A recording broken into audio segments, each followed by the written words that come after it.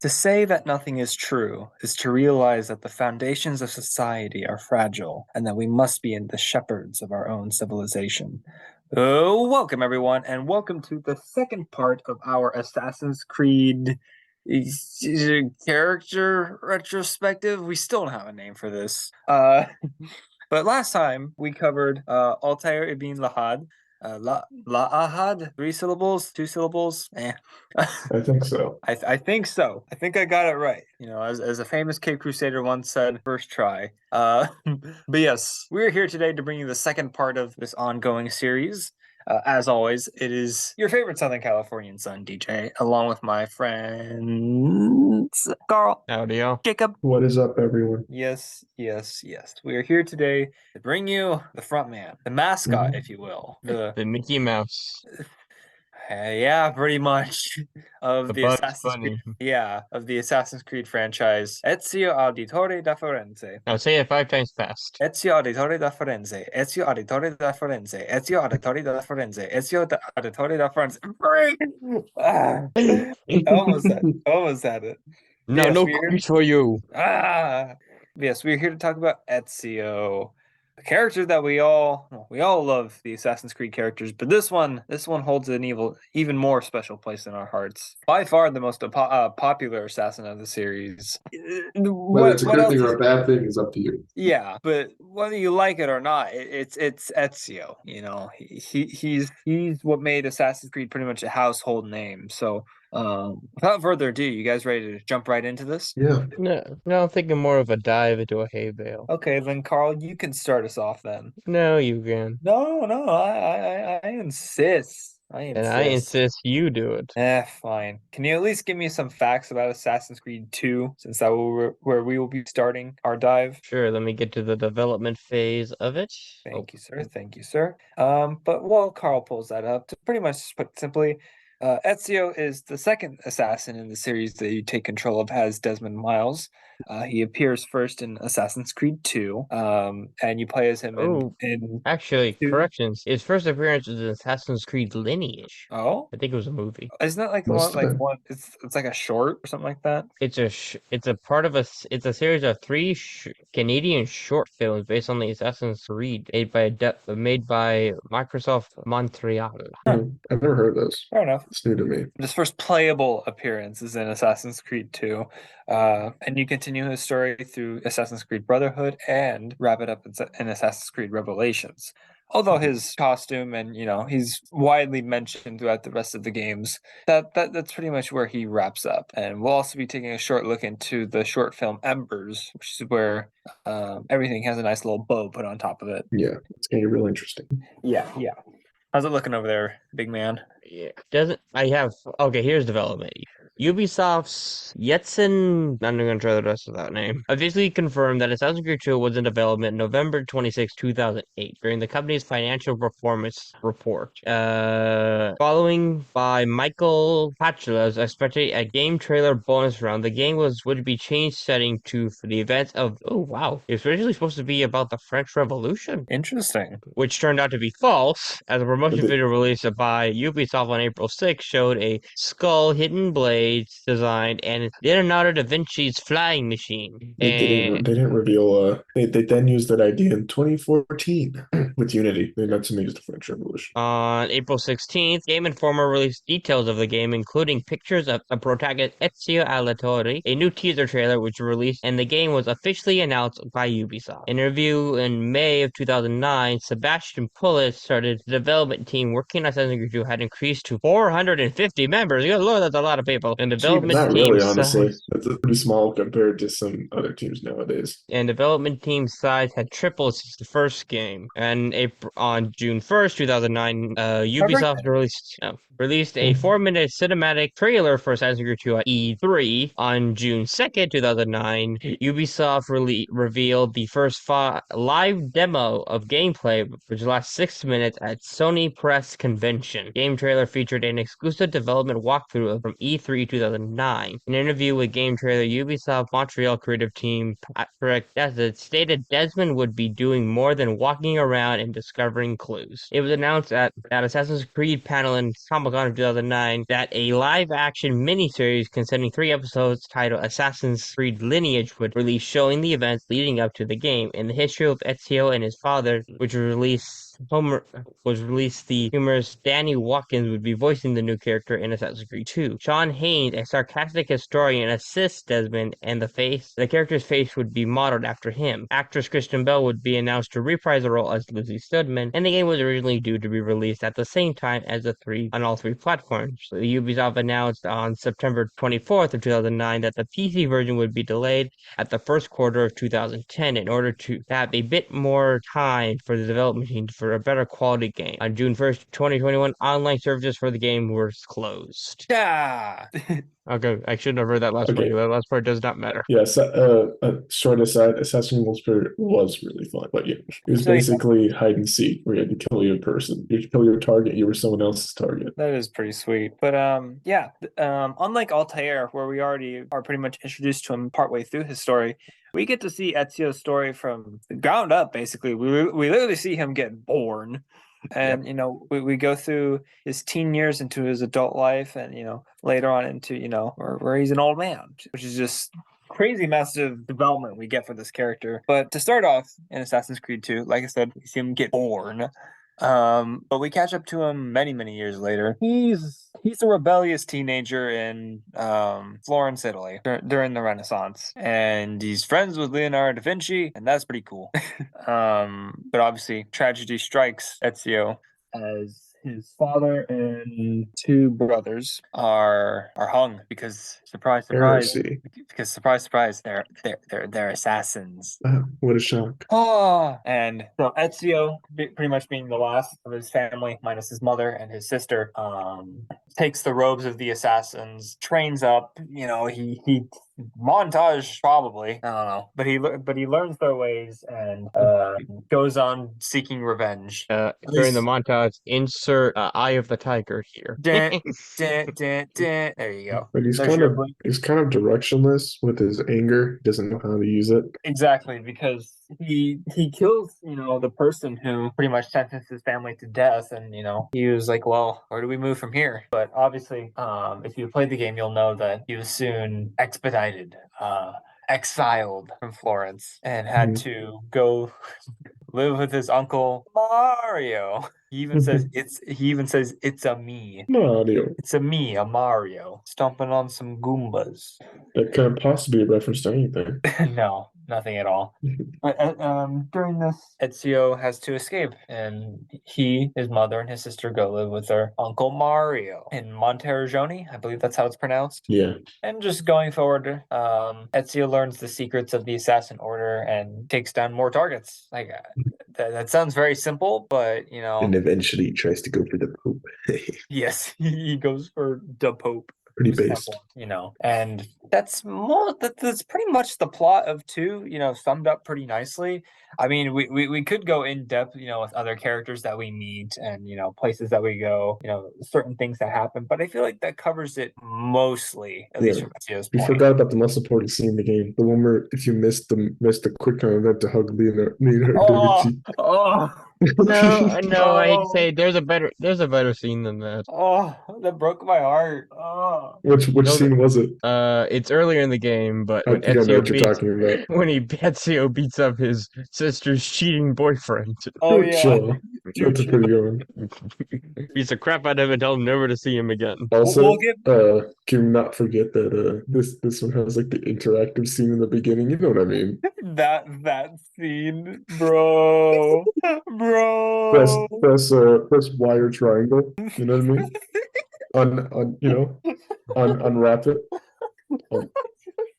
If you know, you know. That's all I'm saying. That's all we gotta say. You know, you know. And then he gets caught right after and runs for his life. This man's got the riz. He does have riz, actually, even into his old age. Yeah, even when he's an old gray fart, he's got the riz. But that's just one of the funniest scenes. Yeah. There's That actually a lot of that. There's really nothing in there's more than I'd like to admit of that kind of stuff in these games. yeah, well, The especially when opening it scene comes of to Brotherhood too. especially when yeah. But yeah, that's pretty much the main point. Obviously, there's many different side characters you meet, and different things that you can do throughout the second game. But that's pretty much the What big the dealio. feathers have more screen time than the main villain. Bro, did you ever actually get all the feathers? No, I didn't want to put myself through torture. Do you want to know what the reward for that is? What? Isn't it a costume? Nope. It's a It's sword. it's a hammer Um, that's like in every way inferior to the sword of Altair, which you get by buying. And then you thusly chose not to 100% any other ones. Yes. I put myself through all that. Dude, I went through every town and picked up every treasure chest. Yeah. I did that for the 100%. It was not worth it.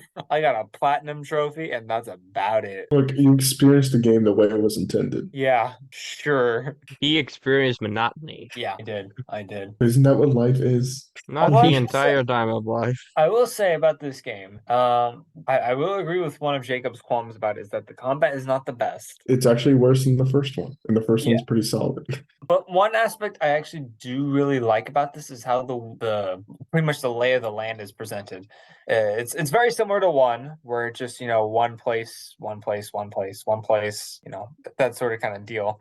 Feels more But open. yeah, but obviously when you get to Brotherhood, Brotherhood is a huge map. You go through you go all of Roma. Yeah, like it's one big map, while Revelations kind of does the same thing, but it's kind of split in two almost. Yeah, it has Constantinople and what's the other one? And 3 has Boston, New York, and the Frontier. Although I really do like the Frontier in 3, even if it's a pain to get across sometimes if you don't Yeah. use the fast travel.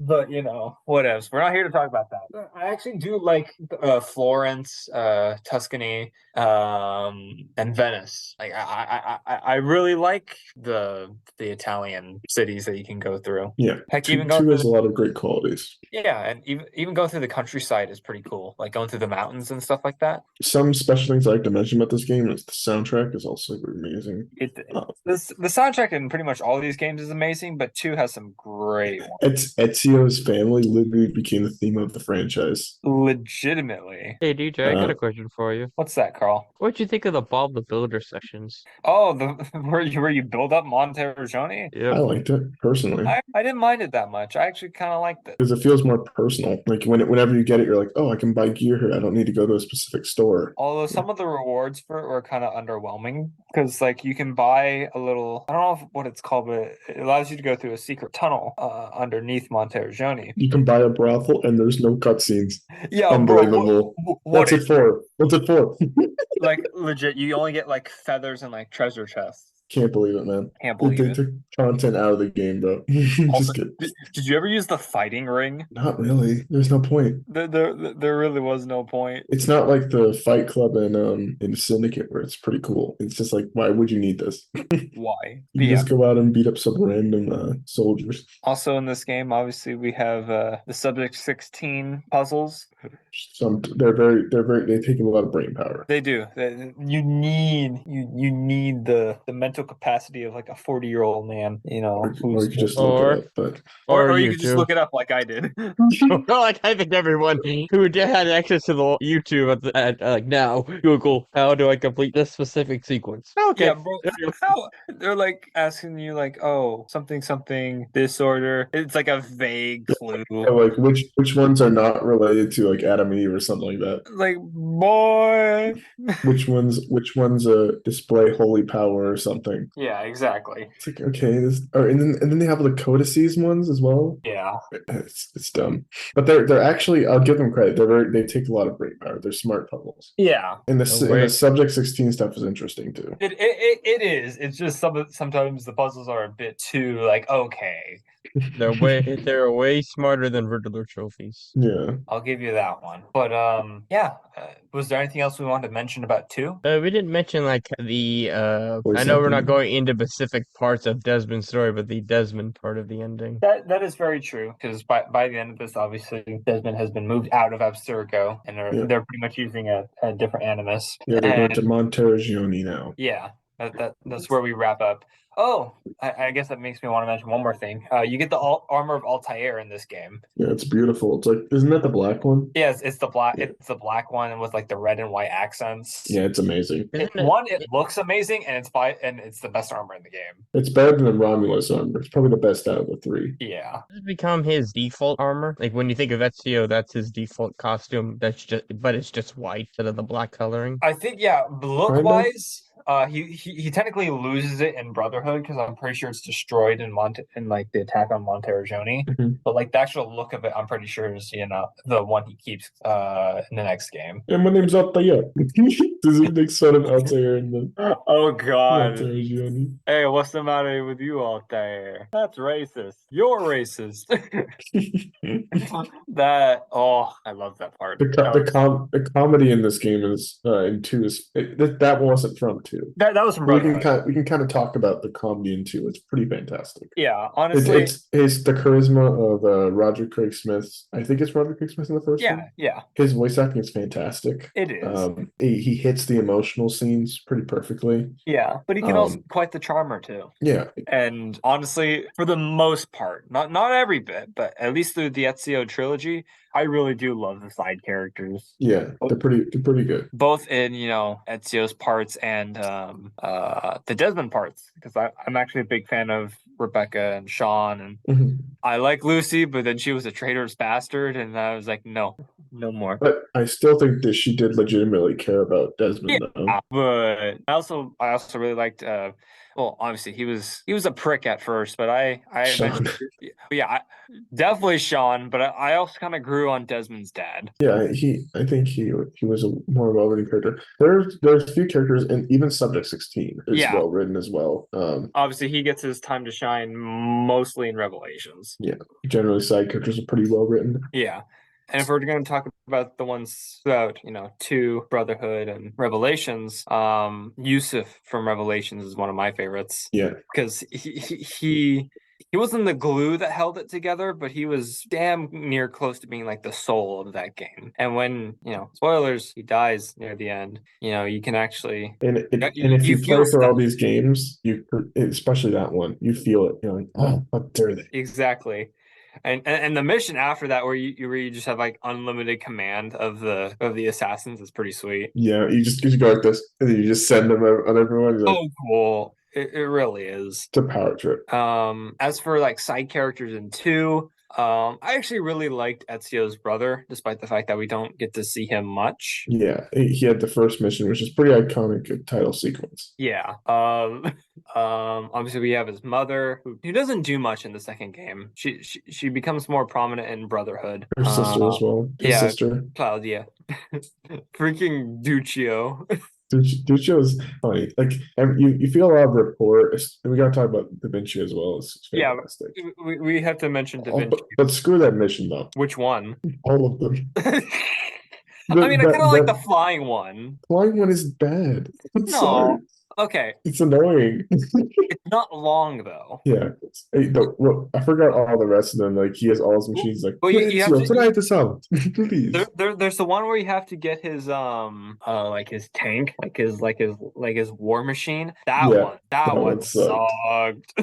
Oh my! This is a mission. But do you guys remember the boat mission? Yes. That mission sucks, dude. It's the one where you have to like tail the guy in the boat, right? Or is it the one where you pilot the boat? No, it's the one where you tail the guy in the boat. Like you need to like take out and assassinate everyone on the boat, but you get spotted once and you're just done. It's And Dang. like it's so slow and it slows down the pace of the game. It's also in the last cluster of missions where they didn't know what to do. Yeah.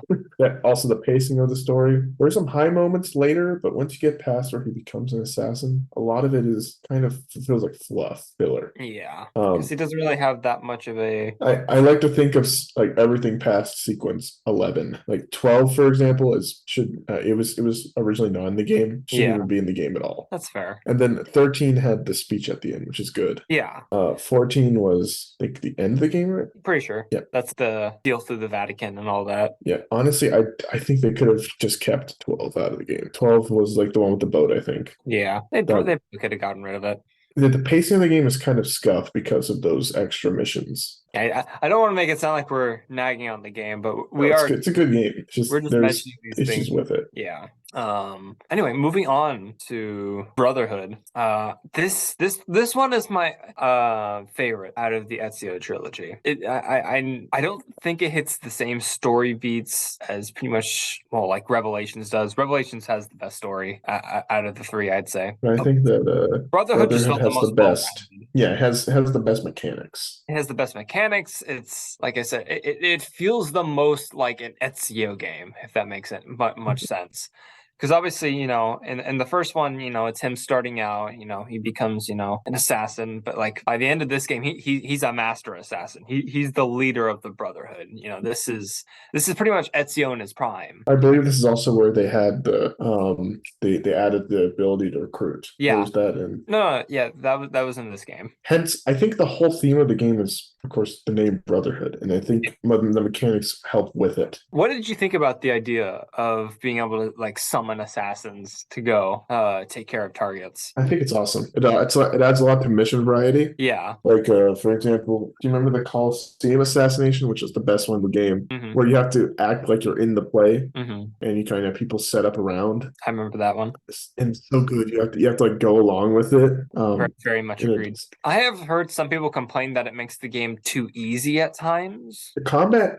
We need to talk about combat overhaul. Yeah, because we mentioned this earlier, but I know that we didn't really like 2's combat that much. Yeah. But I believe Brotherhood definitely made proper, revisions to it that made it a lot more fun. But also kind of made the combat boring. A little, it's a bit repetitive. So for reference, how the original works was you would get a counter.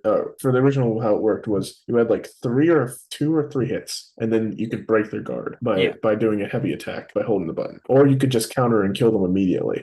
You could not use your hidden blades in battle. You had to use a knife or you had to use a sword. In the next one, they added more weapons, but they made it so that every enemy had a health bar, and you could probably guess by the time you get to the end of the game, it's very annoying because you have to there's a whole armory system with weapons and stuff you had to upgrade, but sometimes enemies feel like they take too long to kill and you can't do much about it. And then so their idea, we can go into it after.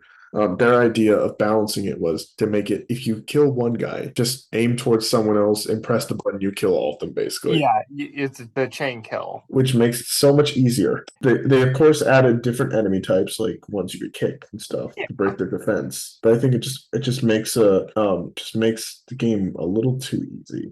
Actually, so there's something my co-host about to go into development. I don't know if he's gonna mention this. This game wasn't even supposed to exist. It was supposed to be this one in Revelations. 2 in Revelations. This one wasn't even supposed to come out. Which is kind of crazy. But we can go more to development now. So, according to the Wikipedia page, so like I always say, take it with a grain of salt. Wikipedia can always be wrong and be manipulated by evil people. Assassin's Creed Brotherhood was developed by Ubisoft Montreal. Montreal was also working on other main Assassin's Creed games in the series, and thus chose to lead production for the third installment. A new Assassin's Creed episode featuring multiplayer was announced during Ubisoft's Spiel der official through quarter results, which were not revealed its name. In early May of 2010, an GameStop employee published an internet image of a pre-order box featuring Assassin's Creed Brotherhood name, but Ubisoft was teasing the game on Facebook and Twitter, back when Facebook actually mattered. Yeah, because no one pays attention to it anymore. Wow. Ubisoft then confirmed the authenticity of these pictures. Brotherhood was not been numbered, unlike Assassin's Creed 2, because players and even developers themselves would have to experience a new setting, a new ancestor, while only only continuity of Ezio's story. Although the game was developed primarily by Ubisoft Montreal in Canada, production was subsided in parts by 4 other Ubisoft developments: Anarchy, Arena, Singapore, Quebec City, and I'm not gonna try that last one. Don't know what I said. The multiplayer mode was mainly developed by Ubisoft Anarchy, the studio responsible for creating multiplayer game modes in Tom Clancy's Splinter Cell Chaos Theory. Ubisoft also announced plans for downloadable content DLC after the game had launched. 2 sets of free DLCs have been released under the name Animus Project Update 1.0 and Ubisoft Project Update 2.0. The first included a new map, Monterey St. Michael, and 1 new game mode, Advanced Alliance. Project 2, released in January 2011, was also free and included another map mode, included a player grading system. From the perspective of performance, Ubisoft had commented that they hoped the gap between the PS3 and 360 versions would be similar with Brotherhood. While still in development, creative director Patrick Dassini left before the game presented at E3 2010, back when E3 mattered. Ubisoft production manager Jean Francis Bolivic stated that he took a creative break after completing the tasks on Brotherhood. A teaser trailer for multiplayer game mode released the state official site before E3. A cinematic debut trailer was officially diffused during Ubisoft's E3 conference presentation, along with a walkthrough of the gameplay. Brotherhood received a gold status at October 28, 2010. Microsoft Windows version has Nvidia 3D version and multi-screen support through AMD Eyefinity. It also uses tag copy production as well as Ubisoft Online Service Performance, which does not require any or online to play. On November 30th, 2010, a novelization of the game was published, and the novelization is a sequel to the previous novelization. I didn't know it was a book. There have been books for I think all of the games. I'm sure there have. I mean, I believe if I heard you right, Carl, that which one had its ending in a 12-issue comic series? The Unity. I had it open a minute ago. Let me open this playlist. It was Black Flag, Rogue, Unity, and Syndicate. Their main modern day plot was ended in a 12-issue comic run. Based.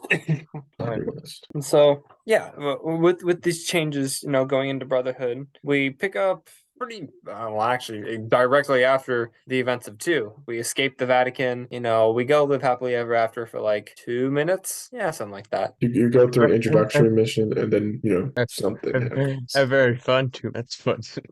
If you know, you know. There's way too much. Luckily, it gets interrupted with actual cannonballs. They wanted in on the action.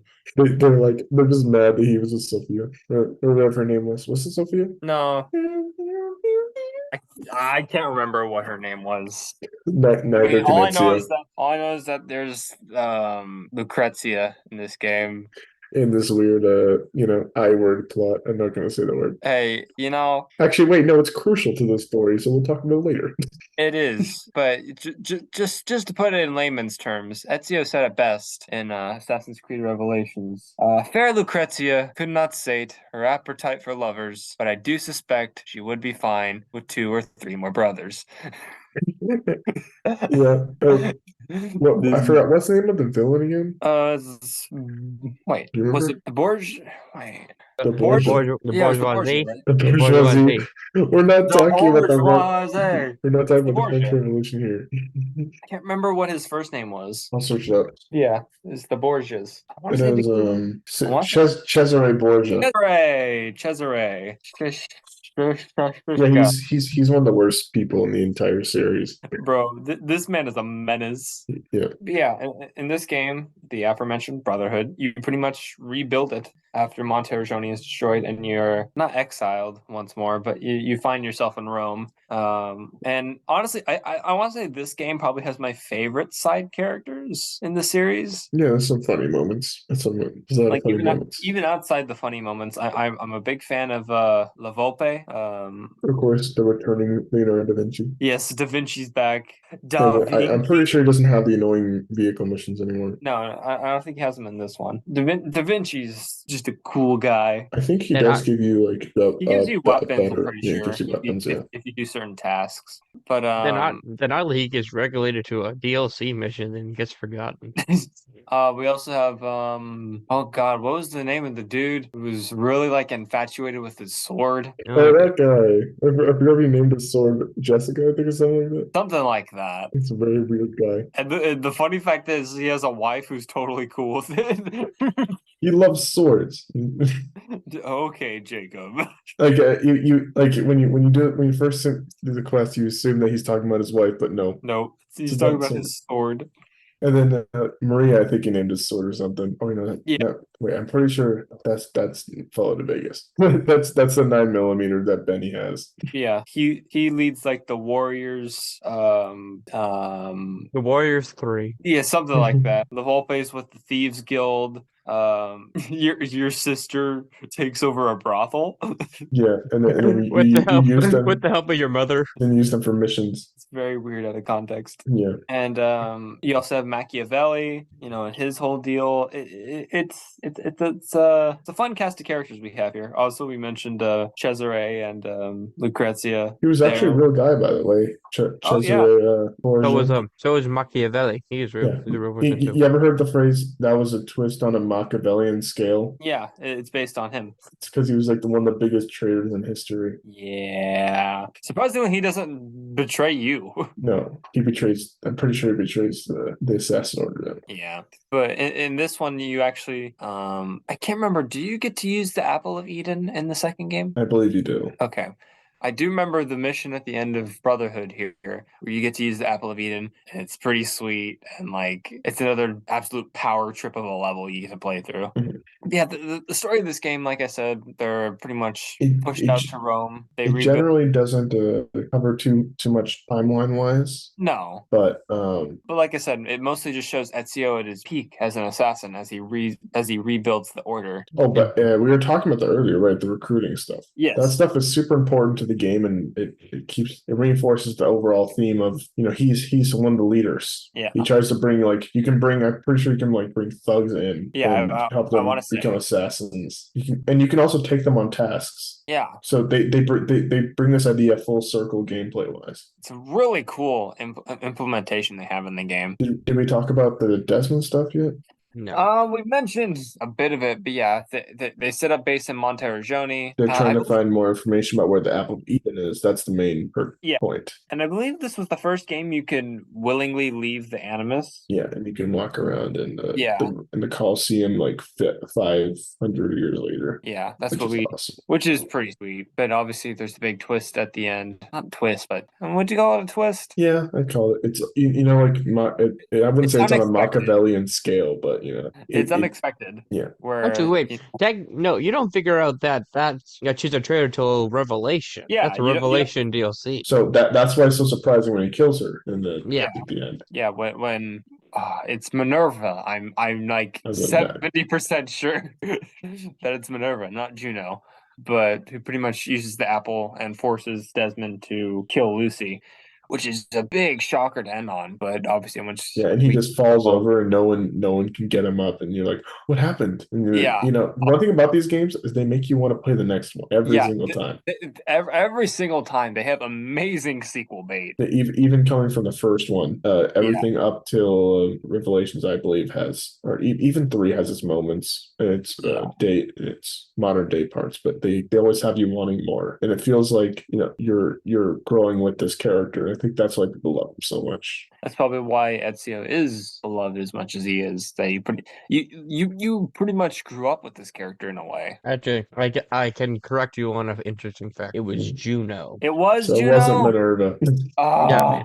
It says here at the end, I'll just read it. As Desmond enters using the coordinates from Ezio's memory, Desmond, Lucy, Sean, and Rebecca travel to the temple where Ezio had left hidden the apple, intending to use it to locate other temples and keep the pieces of Eden they had contained out of the Templar's reaches. As Desmond enters the temple, he is confronted with a holographic projection of a woman called Juno. Similar to Minerva, she commented on humanity's lack of knowledge and calls it innocence and ignorance. Before suddenly becoming angry and yelling, "We should have have left you where you were. As Desmond approaches the apple and touches it, time freezes for him. Juno states that Desmond is a descendant from her race, and it is their enemy. She also says that there is a woman who would accompany him through the gate, but will not be allowed to. She takes control of Desmond's body and forces him to stab Lucy. Both fall to the ground with Lucy dead and Desmond entering a coma. As the credits roll, two men are heard discussing whether to put Desmond back in the Animus. And that leads into the next one, which is my favorite one from this trilogy by far. But Or like story-wise. we haven't talked about the DLC for Brotherhood yet. Okay, well, let's get to it then. It's not very. I mean, it's good, but it should have been the base game. It's obvious to everyone. Bro, I don't even know what they had as DLC. It was the one with Da Vinci. Da Vinci is a Da Vinci appearance too. Oh yeah, you have to like go and find them, I think. Oh yeah, I think it said he oddly gets thrown to the side in a DLC mission and is forgotten after that. Yeah, bro, what's up with that? Da Vinci was awesome though. I did miss the hugging too though. I didn't. I paid attention. Bro, it came out of nowhere. It And literally was, did. It was a momentary. It was like a blink you miss it prompt. There's no way you boy, could hit it. like, boy, why'd you do that to me? But yeah, that pretty much covers the main crux of Brotherhood. I believe we also talked about, the mechanics, the stuff we liked about it. I love the Rome building, the city building. Also, the amount, all the armor you can get is pretty cool. Yeah, and the fact that you can visit all these locales and landmarks and stuff is really cool. I think that's always been a big appeal of the Assassin's Creed games. It's like the Hagia Sophia in the second game, and in the especially I'm thinking more into Unity. You could climb the Notre Dame church, Cathedral. yeah, Notre Dame Cathedral. It's beautiful. So I think just the spectacle of like the history behind it, you can't really separate it. Exactly. Like in Brotherhood, you can climb to the top of the Roman Colosseum and Awesome. you could do a leap of faith off it. And you're still intact. Yeah, you can literally drop through the center of what's it called, the Pantheon. Not to mention all these old games, like especially the Ezio trilogy, had information on everything. Yeah. Like the databases in those games were crazy. You can learn everything about Constantinople. Exactly. You know what it kind of reminded me of now thinking more about it? What's that? The databases inside the Mass Effect trilogy. Yeah, like legit. There's so much information crammed in here. I didn't use it half the time, but it was still really nice. Maybe use it Yeah. on your next French or Italian history report. Yeah, I can use Assassin's Creed as one of my sources. Yeah, do you remember in 1322 when in 1502 when Ezio killed Machiavelli? when he threw Cesare off a building? Mm-hmm. That's my favorite moment in history. Oh, and one small mechanic that I actually really loved in this game was the introduction of the parachutes. I'm sorry, I never figured out how to use those funny things. You just press triangle while you're in the air. They were really cool because I would just use them to do stunt stuff, like jump off the Colosseum and land on your horse.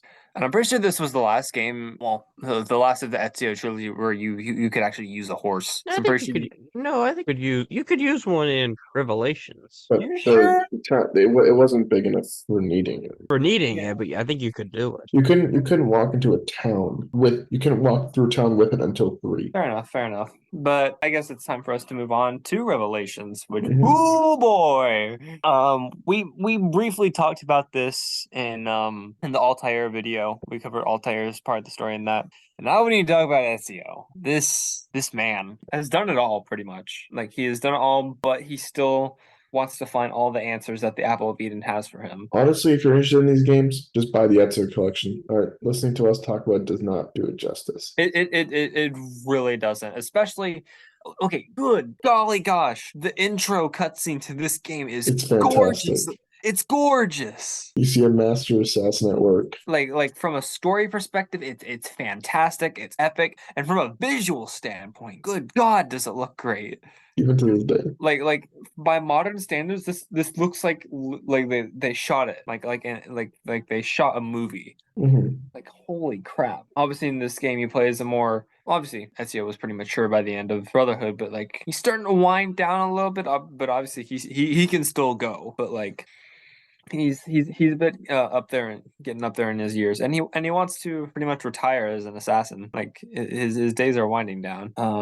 I really dig the setting in this game. Like I love the Renaissance settings we had in the past two games, but this felt like a great mix between those and the settings of the first game. Even though Yeah. it's a nice mix tonally, even if the map isn't like large or has multiple technically areas you can go to. There are some annoying things with like this game is not the best when it comes to like when you look around the world, which is in the fact that it has the recruiting thing. It has like a sort of tower defense mini game, Which isn't that? It's very annoying. it's whatever, man.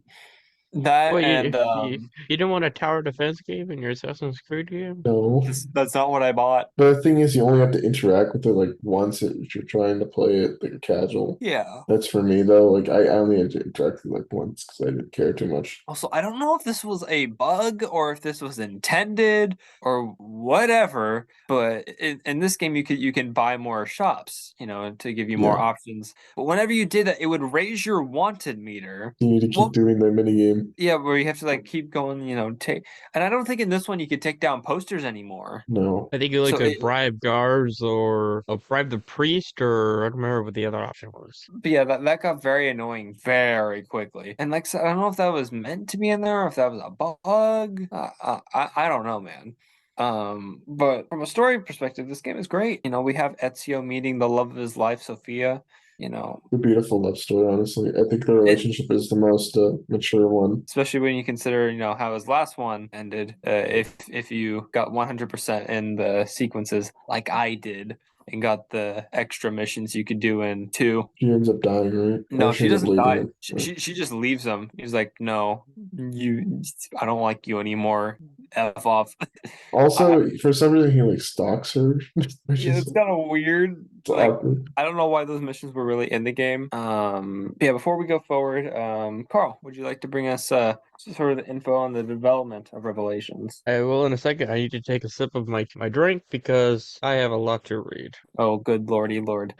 Assassin's Creed Revelation was initially conceived as a Nintendo 3DS game called Assassin's Creed Lost Legacy, but Ezio traveling east to Assassin's former home city of Massive? Masyaf, yeah. Thank you. Masia. Masia, where he could have discovered the origin of the Order. It first announced during Nintendo's E3 2010 press conference, which was quickly canceled, and its main concept was developed into Assassin's Creed Revelations. In November 10th, the Ubisoft CEO teased something Assassin's Creed related in 2011. Despite an earlier statement by Ubisoft Montreal, Gene Bolvin, there is no Assassin's Creed game will be released in 2011. Saudian of Ubisoft later confirmed that there would be a big Assassin's Creed game coming in 2011. Bolvin also explained that the ultimate goal of Ubisoft would be to release a new game in the franchise annually along Ubisoft's most popular other franchises. In February 2011, Ubisoft CEO confirmed that the next Assassin's Creed game would be released during the next financial year, which starts on April 1st, 2011 and ends on March 31st, 2012.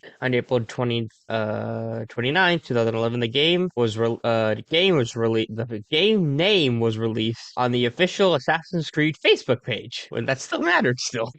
With the link led to a flash file. The teaser clip included the words Altair, whatever Altair's name is. How do you say Altair's name? Oh, Altair ibn Lahad. Son of no one in Arabic, which only hint that Altair, of the main protagonist of the first game, may once again be the main protagonist of the game. A third teaser clip showed the city of Constantinople, which hinted that the game would be setting of the game. In E3, rumors selected of April 2011 issue, Xbox 360 said that Assassin's Creed Revelation is not Assassin's Creed 3, but suggests the game is also secretly in the works. Revelation was likely to be another similar to Brotherhood style offering. Assassin's Xbox 360 World stated. On May 1st, Game Informer released details on the game, and the game was officially announced on Ubisoft on E3 of 2011. The game was developed primarily by Ubisoft Montreal in Canada. Isn't Montreal in Canada? Yeah. Yes. So I don't know why they have to say Ubisoft Montreal in Canada. That sounds stupid to me. Production was aided by 5 other Ubisoft developers, same as the ones for Brotherhood. Lead writer Darby McDaniel said that Revelation would not be the answer to all of the burning questions clouding the series, starting, well, we're not going to answer everything because Desmond's story continues, but fans have definitely know most of the important details of Ezio and Altair's lives, and how they fit into the grander scheme. McDavie also stated that 58% of Assassin's Creed overarching plot is already mapped out. McDavie claimed the original Creed protagonist Altair had his story arc within 2 years, and Ezio's ultimate fate was planned out during the development of Brotherhood. Voice actor for Desmond Miles, Nolan North, urged Ubisoft to develop the motion capture technology methods similar to Naughty Dog's Uncharted franchise. Speaking in an interview, Nolan admitted that there is a disconnect in Ubisoft's game's current setup, which has voice actors provide a voice facial animation separately from the body motion capture, which is recorded by a different actor. I wish I could have done it wasn't done separately, North said. I don't get me wrong, the mocap actors do a great job, but there's will always be somewhat a disconnect when it's done this way. After my experience on the Uncharted franchise, there will be an actor who does both the performance and the voice. I can honestly say that there is an absolute difference. The PC version of Assassin's Creed Revelation does not force players to have to be online to work like their predecessors. Despite Ubisoft's recent claims that the policy is a success, insisting that it's a clear reduction in privacy of our titles which require a permissions online connection. Even then, the only online RDM was primarily removed from all single-player games. It does, however, require one-time only online activation and the first time the player plays the game, which will be permanently ping the activation code to the player's account, and thus does not need to be activated again on the same account if the game is reinstalled for some reason. This also applies to reinstalling any other computer. Following that, the player can permanently play the game in offline mode. Yeah, the development of the game really sounds interesting because to me, this game did feel extremely planned out. I never when you play the final product, you never guess that like it was only 50% of the story because it feels like it's the end. I don't know. What do you think? The development was definitely interesting. Yeah. I mean, especially considering the fact that, it was originally supposed to go from 2 to this game. I find it interesting that originally Revelation was going to be a 3DS game. Yeah, imagine that. Bro, imagine we got all this and then it ended up on the 3DS. Oh, Do you then it think never would have. I think that'd be the most hated part of it. You'd have to go buy a 3DS to go play it. do you think the ending would have still hit as hard as it did with that I beautiful 3D? I just found out Nolan North was the voice actor. I didn't know that. Yeah. I didn't know Wait, that let's see. Nathan that again? Drake. Nolan North was the voice actor for For Desmond. Desmond? No. Who was it? Believe so. Yeah, we made a quick mention of the side characters in this game. Obviously, we mentioned Sophia, Yusuf, freaking Duccio is back. And it's the funniest interaction because he's just scared. I mean, you can legit go find him in the city and punch like the crap out of him again, which I is. never got him the second time. I just got him during the cutscene. But I will say that cutscene is one of the funniest parts of the game. Yeah, it's just the thing about it's a culmination of all three. Yeah, and it really makes you see how far Ezio has come since 2, because obviously that happened when he was like 17. He's like 53 now, and yet he still meets up with this guy he saw in his youth. One thing I really appreciate is how the journey to Masyaf is treated. Yeah, because it's to show that he's really matured. Yeah, and that he's not just the kid he was before. He writes mature letters to Sophia, and we see a relationship develop between the two of them. He doesn't die in Masyaf, but no, it's kind of the end. Yeah, and obviously, the big speech he has at the end is so riddled with emotion. Good. Dude, I'm getting emotional just thinking about it. It is one of the most beautiful stories in gaming. Let me see if I can't find it, at least to the best of my ability, word for word, so I can read it to our audience here. But what are some other things you liked about Revelations, Jacob? First of all, I think we talked about the Altair video, but I loved how it ended his story. How it kept the. I think one thing that we're missing is in newer ones is the relationship between the generations. This one just establishes relationship between the old generation, the the even older generation, the old generation, and the new generation, Mm-hmm. how they all work together to the same goal. And I love the difference between when you're playing Altair and you put the fires out, and then you play Ezio and you start the fires. Mm-hmm. And you light them, and you see his body just rotted there. Yeah. But it's not a sad death. It's more of a beautiful death. Yeah, and it's literally is the meeting of the two generations of assassins. Like in canon, Ezio met Altair, in this chamber. Obviously, he wasn't alive or anything, but still, And the music is fantastic in the ending cutscene. Him talking to Desmond, It's it's so like, beautiful. Did you find it? The lines? I don't have it word for word. I do have his letter to Claudia. My dear sister Claudia. Yes. It's how it kind of says it. Yeah, Claudia, my dear sister. I have been in Acre. Is it Acre? Acre?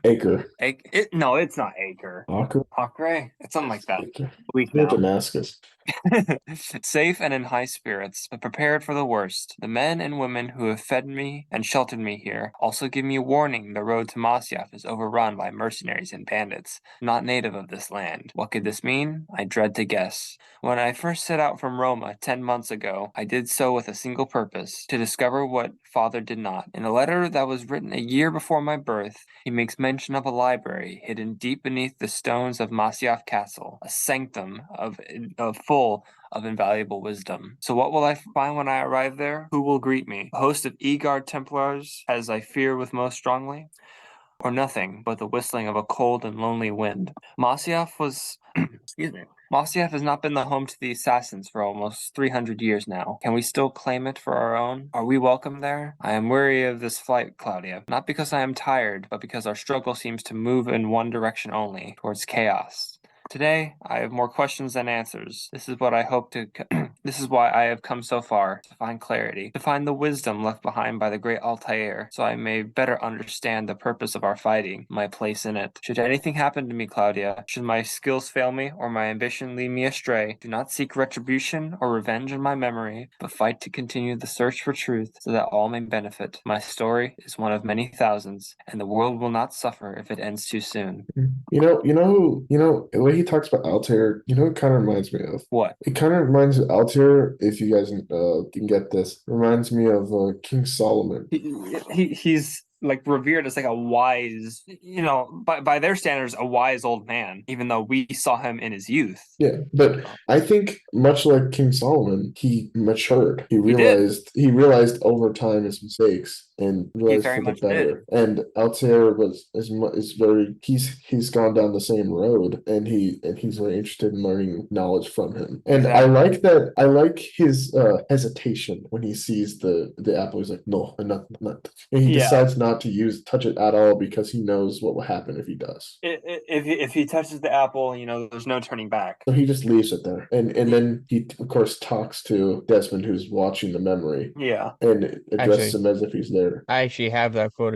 Would you like me to read it? Sure. Forgive my Ezio voice; it's not the greatest. You don't need to do an accent, actually. Just read it out. Desmond, he's talking to me. I have heard your name before, Desmond, a long time ago, and now I lingers in my mind like an image from an old dream. I do not know where you are, or by what you mean you can hear me, but I know you are listening. I have lived my life as best I could, but not knowing its purpose, but drawn forward like a moth to a distant moon. And here, at last, I discover the strange truth, that I am only a conduit for a message that eludes my understanding. Who are we who have been so blessed to share our stories like this, to speak across centuries? Maybe you will answer all the questions I have asked. Maybe you will be the one to make all the suffering worthwhile in the end. And it's the way none of us are voice actors, but the way Roger Craig Smith does it is amazing. Yeah, like the emotions that he conveys are freaking phenomenal. And I was getting kind of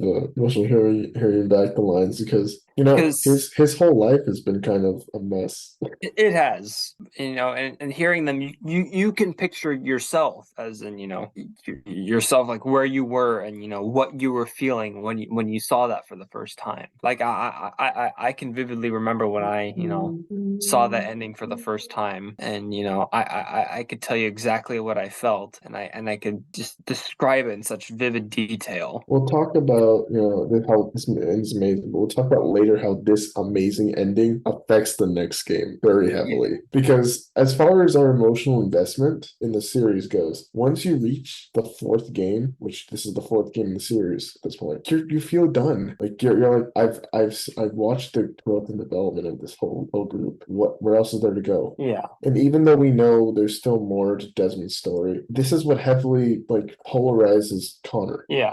Because Nothing Connor could have done would have reached the same level of emotion. Yeah, it's impossible to follow up. We need to talk. Well, the story. So we last left off with you guys can call Desmond falling into a coma. So we wake up and he's inside the Animus. And you remember that it was a short reference. That Subject 16 guy we talked about in Assassin's Creed 2. Yep, he's back. We actually meet him. Better than ever. Should we talk about who Subject 16 is? I feel like at least some sort of form of clarification is needed. So Subject 16 was the first guy to really be successful with the Animus, but he went crazy. Yeah, he went cuckoo for Cocoa Puffs. And so they tried hiding him. It's not too complicated, but it's very cool in the lore when you think of like Abstergo's experiments. It's very cool. But so he kind of tells Desmond that, hey, you're inside here with me. There's no getting out. And he's like, he doesn't like that, so he tries his best to get out. And it's at this point in the game when he's very confused. He doesn't know what he did in the real world, and so he goes into the memories. And so he already knows his goal is to find the Apple of Eden, and so that's his next goal. That's why he's going to the memories. Other than that, there isn't too much Desmond does until the ending cutscene. What do you? I don't remember much. Do you remember much, Carl? He does story wise till the end. I mean, the Animus falls apart. Yeah, it breaks down. Right? Correct me if I'm wrong, but isn't this the first time this game specifically we got a lot more context on Desmond and his life? Because we didn't. Correct me if I'm wrong. Because obviously it's because you can technically exit the quote unquote the Animus, the Ezio stuff, and you can play through little mini missions where Esmond pretty much tells his life story, and we get a lot of context on what it was like for him, and obviously he escapes the Animus at the end. It pretty much collapses with now Subject 16 in it, which this is pretty much his official death, pretty much. Yeah, Subject 16 was in 2 games. Pretty much. The thing about it is the games are really well connected, so it doesn't feel out of place when he shows up. I feel like that's the main crux of it. Anything else you guys wanted to add? Desmond's story will continue in our next review or in our next video. In the Connor video, but the controversial Connor. For now, we have one more thing to discuss, and that's Assassin's Creed Embers. Would one of you want to take this one? I feel like I couldn't do it as well with enough justice as you guys could. You wanted Jacob? So this has all the hallmarks. You can do it. Okay, so this is a short. It was a short film released in 2011 by a Canadian animation studio by UB Workshop, based on the Assassin's Creed franchise. It serves as a conclusion to Ezio Auditore's story. It takes place in 1524, 12 years after the events of Revelations. We find Altair. After finding Altair's library, Ezio Auditore has retired from being an assassin and lives in the peaceful land of Tuscan or Tuscan? Which one is right? Tuscany. Oh my God. Countryside with his wife Sophia and their children. While writing his memoir, one day a stranger appears, a Chinese female assassin named Jacob. Say your name for me. Thank you. Who claims the Ezio to learn knowledge about his life as an assassin. Although initially, Ezio prefers to stay due to his desire to leave those days behind him. Sophia allows her to stay for the night. The next day, Ezio catches June reading his memoir and bids her to leave, but reluctantly after she asks him about what it means to be an assassin. On her trip to Florence, I have something to say. Go a lot of people say that she should have been in Assassin's Creed 3, which made more sense, right? If you think about it, Xiao Jun should have been the protagonist of Assassin's Creed 3. From a narrative standpoint, yeah, it made a lot more sense than Connor. But her game is really good though. Her Chronicles game is good. But She needed more. Remind me, isn't it a 2.5 game? Yeah, it's Okay. it's the one that uses it the best. It's actually pretty fun. She has blade feet, like blade shoes, Oh, which helps a lot. Laura. She's like Laura. Not Yes. really. Yes, she But on to the continuing of the story. If you got anything else to say, Jacob. No, Okay. not so far. While on a trip to Florence, Ezio tells June his story of how his father and brother were executed in town square, forcing him to become an assassin. How such a life only brings suffering. As they leave, they are attacked by a stranger who appears to be of Asian origin as well. After killing him, June reveals that she is a former concubine who is now on the run from servants of the Chinese Zagian Empire, and explains that her former master rescued her from his influence. Returning home, Ezio tells Sophia and his children to leave, knowing that others would come. He then teaches June the key to liberating her people from the Emperor's influence. Late that night, Ezio's villa is attacked by more of June's enemies. Ezio and June manage to kill all of them, although the fight exhausts Ezio. The next morning, Ezio hands June a small box, telling her it may come in handy one, and if only you lose your way. I He love sends her that home. detail actually, because in that in the Chronicles game, that's something that people are asking about. They're like, where do you have that? Where do you hide the box? It's like, well, I don't know where. I don't know where I put the box. Secretly, I'm pretty sure there's nothing in it, but Then he sends her away as two riders approach from the villa. Sometime later, Ezio journeys to Florence with Sophia and his daughter. Despite suffering from heart problems, while resting on a bench, a young man with a scar on his face approaches Ezio, parading of the women of Florence, reminding Ezio of his younger self. After telling Ezio to get some rest, the man leaves, just as Ezio suffers a fatal heart attack and dies in view of his family. The film ends with a letter from Ezio to Sophia, it's a beautiful is one. reading, saying that all things that are kept him going throughout life, love for the world and the people among him, are the strongest of all. Actually, is there anywhere you could like get the transcript of it or something? Yeah, I'll look it up while you. Because I'd love to read the entire thing, because I think, if you're a big fan of the character and you're watching this and you haven't cried yet, it'll make you cry. The letter. Give me a minute to find it. It'll take me a second. At least that was the case with me. I don't know about you, but I felt very strongly when I heard that letter. Yeah, it's like the gut punch. Okay, here it is. Some of a small segment of it is in Italian, so forgive me for not doing it very well. When I was a young man, I had liberty, but I did not see it. I had time, but I could not know it. I had love, but I could not feel it. Many decades would pass before I could understand the meaning of all three. And now, the twilight of my life, this understanding has passed into containment. Love, liberty, and time, once a disposable, are the fuel that drive me.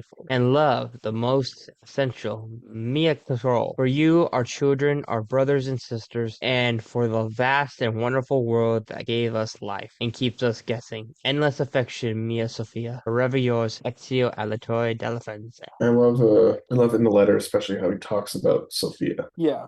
Mia Sophia. Like, he talks about her in a very because he says love is the most important thing in his life. He talks about her and how important she is to him. Pretty much is like his last hurrah, pretty much. And I think when you play the games, you hear him say, "When I was a young man, I had liberty and I didn't know it," or "I had liberty and I didn't use it. I had love and I didn't know it." It really hits you hard because you know the experiences. Because you know what he went through. Since we saw basically his entire life. Yeah, you played through it, man.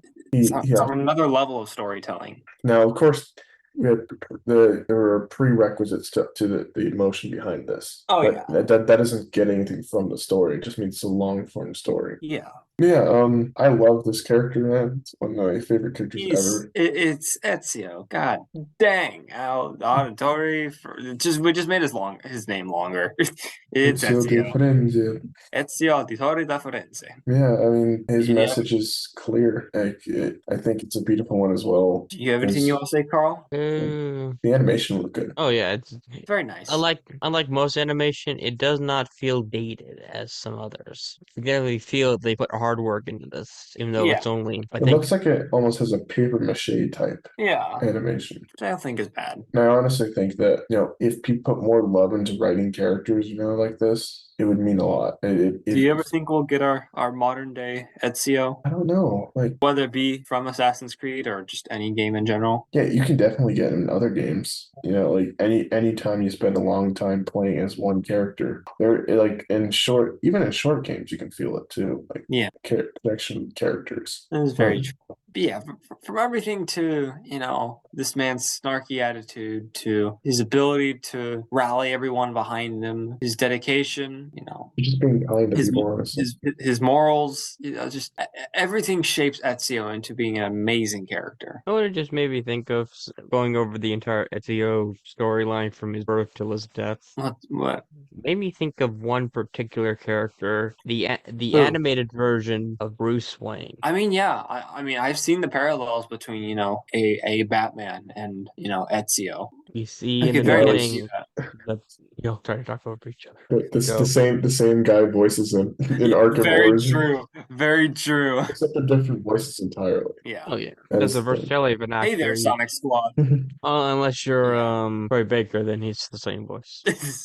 Troy Troy Baker. Baker. We should have a We Troy need Troy- Baker episode, dude. We need Troy Baker in Assassin's Creed. Troy, He probably Troy, has been in. yeah, Troy Baker will take any job, literally any job that's given to him, Exactly. without fail. Without a doubt. Yeah. Do we have anything else we want to add to Ezio as a character before we wrap up? Honestly, not really. I feel like we've said everything we could about him and more. Anything you want to say, I Carl? cannot recommend these games enough. Play them for yourself. It's a different experience. The Ezio collection is pretty cheap, so it also gives you everything in it. That'd be my 100% suggestion. agreed. 100% agreed. And unfortunately, I cannot say the same about one because it's kind of hard to get your hands on. But You can get it Yeah. in the Epic Store. yeah, but I guess it's not the same as like having it readily available. But this game, they make sure these are readily available to anyone. I typically own two versions of one.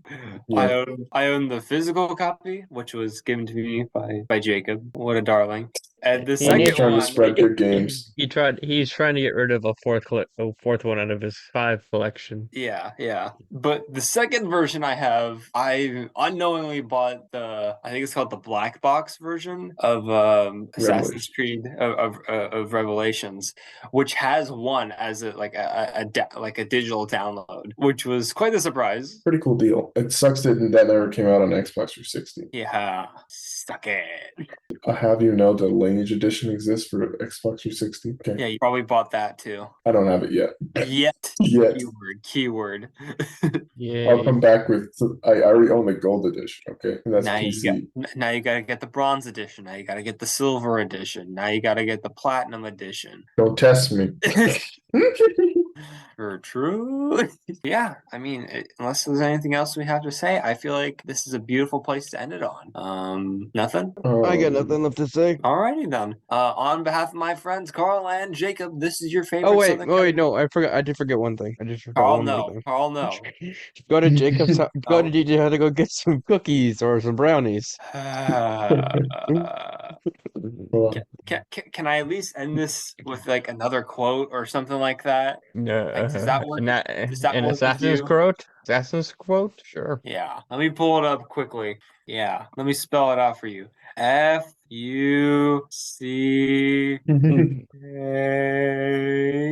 Dude, I have the game you need right now. Okay, for PS3, they have the signature edition of Revelations. Oh God. Of course, they have the black box edition. Someone take the internet away from Jacob, or doesn't need ban it. the word Assassin's Creed from his search history. Wait, I can't find the Lineage edition though. I can find the signature edition. Someone take it away from him, please, for the love of God. No, you can't take it away. Anyway, to end this off, I have one more quote from Ezio. Probably one of my favorites of his. Yeah, he has a lot of great ones. Yeah. We already read out his letter, which is one of my favorites. Yeah. Let's see. Here we go. You got that? You know the speech he gave in sequence 13 In Brotherhood or 2? No, in 2. That's a good one. I believe I have it right here. Tell me if this is the one. 20 years ago, I stood where I stand now and watched my loved ones die. Betrayed by those I had called friends, vengeance clouded my mind. It would have consumed me were it not for the wisdom of a few strangers who taught me to look past my instincts. They never preached answers, but guided me to learn for myself. Yeah, this We is don't- this is the speech. We don't need anyone to tell us what to do. Not, oh God, this is a word. Not Savonarola. I'm guessing. Go with it. Not the Medici. We are free to follow our own path. Some will take that freedom from us, and too many of you will gladly give it. But it's our ability to choose whatever you think is true that makes us human. There is no book or teacher to give you answers. To show you the path, choose your own way. Do not follow me or anyone else. On behalf of my friends Carl and Jacob, this is your favorite Southern Californian son signing off. Have a good one. Bye, y'all.